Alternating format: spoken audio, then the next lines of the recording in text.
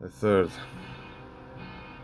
cascade of Crockford Walton multiplier is finished, and now I get nice and clear 12 kilovolts to my charging electrode, the inductive load, the pickup transformer just for tests, and let's see a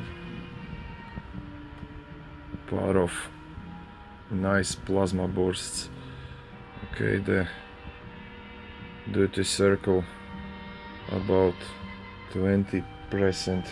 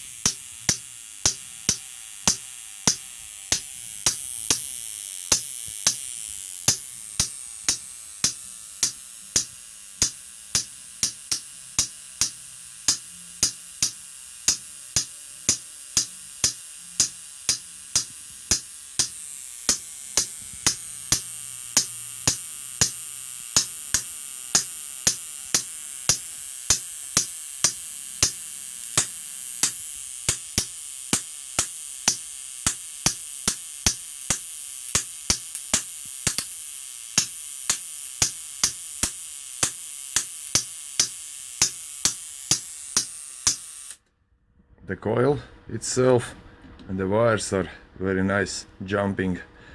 The current is strong, and I get what I need, more than 1 discharge per second with this power supply,